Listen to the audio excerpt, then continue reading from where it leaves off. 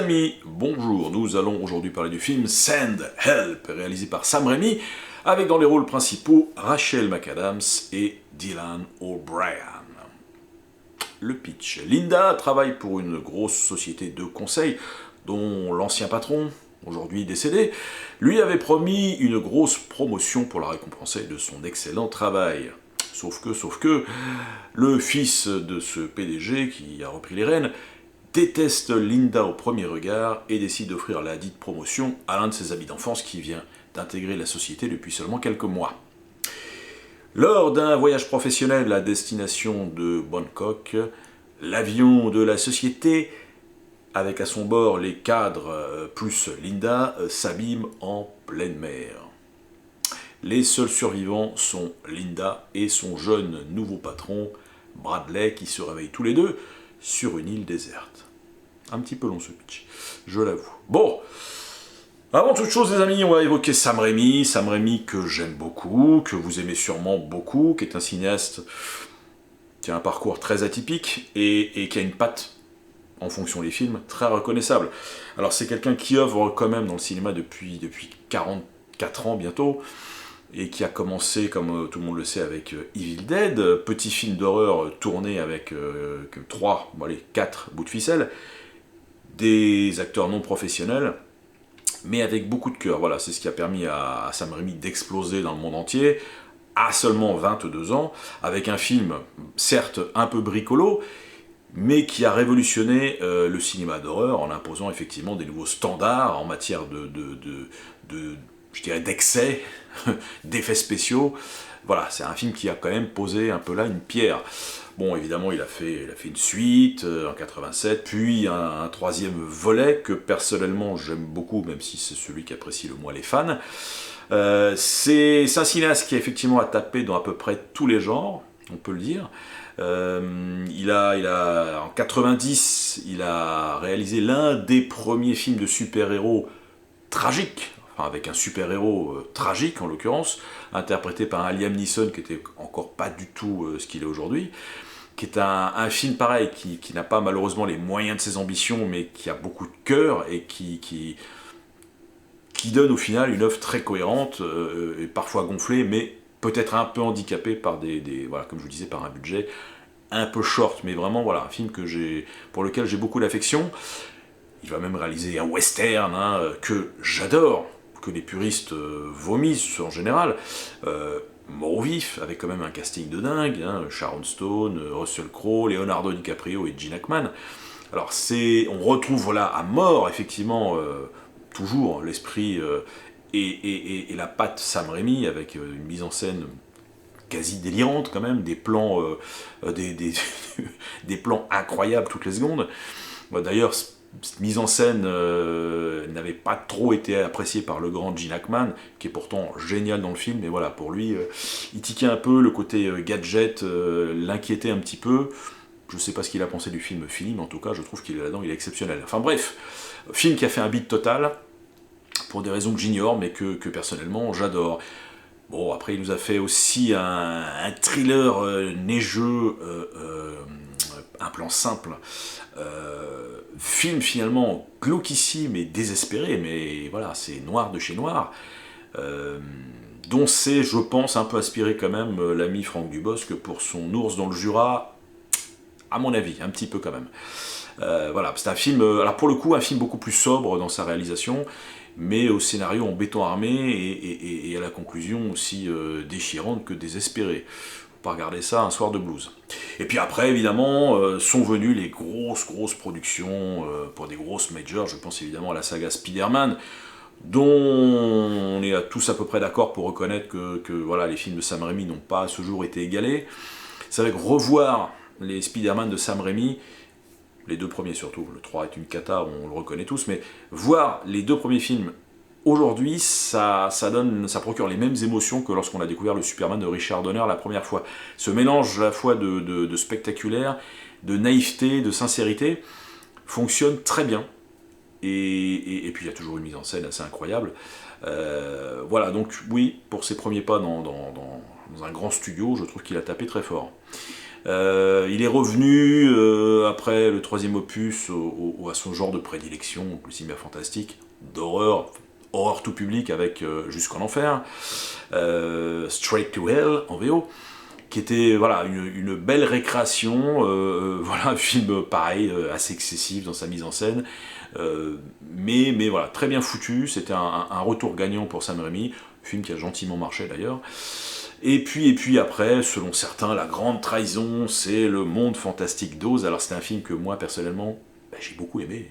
J'ai vu ça avec ma fille quand elle était plus jeune, mais désolé, j'ai kiffé ce truc qui se fait laminer dans tous les sites dédiés au cinéma. Il se fait gros massacrer au niveau des notes données par les internautes. Je comprends pas la haine vis-à-vis de ce film. Alors effectivement, oui, certains disent qu'il a trahi, qu'il a été bossé pour Disney, que le film est pourri. Moi, je trouve que le film est extrêmement plaisant. Je ferme là la parenthèse, chacun ses goûts. Et puis voilà, après, il revient après son Doctor Strange, qui n'était pas non plus fameux. Selon certains, il revient avec ce film qui signerait son véritable retour. Alors, je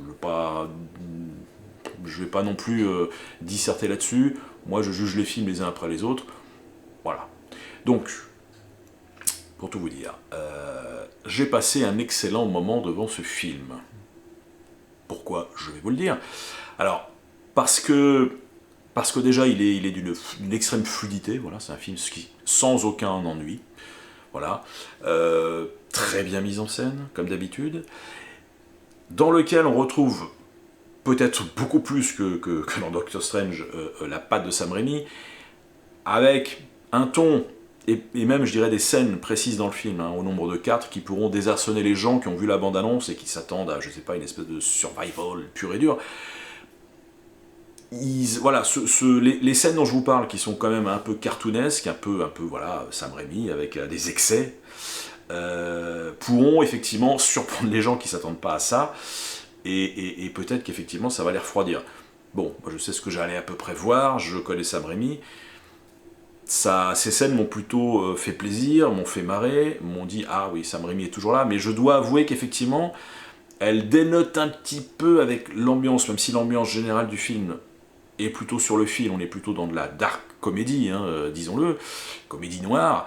Ces scènes-là viennent un petit peu casser le ton général et avec un lot comme je vous disais, de grotesque et d'excès complètement assumé. Donc ça, au bout d'un moment, on rentre complètement dans le jeu et puis c'est totalement assumé. Donc voilà, c'est un parti pris jouissif à mon niveau. Les autres jugeront. Alors le personnage principal, interprété par Rachel McAdams, c'est Linda, est effectivement une femme qui a beaucoup enfin, qui est douée dans son travail, qui adore les chiffres, etc., mais qui n'est pas du tout intégrée au sein de sa société, qui dénote un petit peu, qui est mal fagotée, qui est, bon, pas... Ça fait mal de dire ça, qui est pas très jolie. Bon, elle est jouée par Rachel McAdams, un peu en lady, mais c'est difficile de la rendre moche. Et en un quart d'heure, au début du film, donc en un quart d'heure à peine, Sam Raimi réussit quand même à nous brosser l'état de la fameuse grosse société où travaille le personnage principal, avec effectivement son lot d'humiliation et de cruauté. Et c'est vrai que même si on est globalement, donc certains qualifient le film aussi de comédie d'horreur, c'est peut-être un peu excessif, mais comme on est sur quelque chose quand même d'un peu de mi-sérieux, mi-drôle, on pourrait se dire que oui, la cruauté pourrait être totalement exclue. Et c'est pas le cas. C'est-à-dire que Sam Raimi est vraiment un cinéaste, je trouve, du détail et de la cruauté. Voilà, il y a des scènes au début vraiment avec des gros plans où un simple morceau de sandwich au thon sur la lèvre de l'héroïne va finalement provoquer sa disgrâce. Enfin, oui, je le répète, c'est un cinéaste pour moi de la cruauté et qui sait vraiment mettre ça en scène.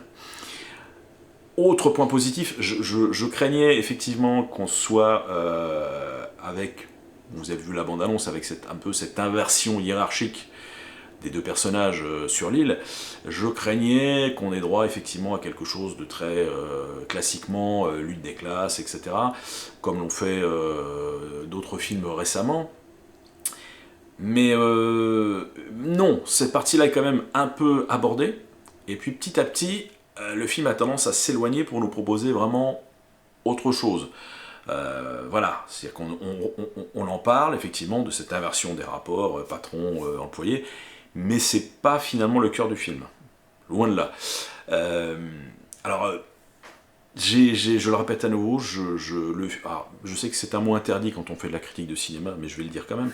Le film est quand même assez jubilatoire, euh, et dès lors qu'il devient, sans vous dévoiler quoi que ce soit, quand même un jeu de massacre. Voilà, je n'irai pas plus loin. Euh, et et c'est vrai que il est vraiment très bien porté par ces deux interprètes. Rachel McAdams est vraiment une super actrice. Euh, Dylan O'Brien est vraiment parfait en petit, en patron odieux, voilà, en jeune patron odieux, ça voilà, il a la gueule de l'emploi, il est parfait. Et oui, on sent qu'ils se sont donnés à fond. Et, et ouais, je sais pas, cette méchanceté effectivement présente dans le scénario, mais automatiquement le film a quelques coudées au-dessus de la production lambda et aseptisée à laquelle on assiste depuis allez, on va dire une dizaine d'années, que ce soit dans le cinéma américain ou dans le cinéma français. C'est ne serait-ce que par son degré effectivement de cruauté, le film se distingue du lot. Voilà. Et effectivement, oui, je l'avoue, on retrouve un peu plus la patte Sam Raimi que dans les opus que je vous ai cités précédemment, hein, Doctor Strange ou Le Monde d'Oz, même si je... Enfin, quoi que Le Monde d'Oz, non. Mais... ou encore, effectivement... bon, ça me reviendra. Ouais, à 66 ans, Sam Raimi nous donne une œuvre bien énervée, qui rappelle un petit peu par son côté un peu rentre-dedans son Jusqu'en Enfer, effectivement. Sauf que là, le film est classé R aux États-Unis, c'est vrai qu'il s'en donne un peu plus à cœur joie dans les excès gore. Je pense notamment à une scène de chasse au sanglier qui vaut son pesant de cacahuètes, qui est totalement, voilà, un petit peu exagérément cartoonesque, mais qui est très plaisante. Voilà, alors oui, le film n'est pas exempt d'incohérence, mais je veux dire, la vérité n'est pas le but recherché, on est presque dans une fable, mais une fable effectivement teigneuse. Voilà. Bon bah écoutez, moi j'ai passé un très bon moment. Je vais pas mentir, c'est pas non plus pour l'instant le film de l'année 2026, même si j'en ai pas vu beaucoup et qu'on est que début mars. Mais je vous incite vraiment à y aller si vous voulez passer un bon moment, même si malheureusement j'arrive un petit peu après la bataille, le film étant sorti depuis pratiquement 15 jours et ne se jouant dans pas beaucoup de salles. Mais si vous avez l'occasion, regardez-le, vous passerez un excellent moment. Voilà les amis, c'est tout ce que j'avais à en dire. Je vous souhaite une bonne continuation, continuez à aller en salle et à très bientôt je l'espère. Ciao.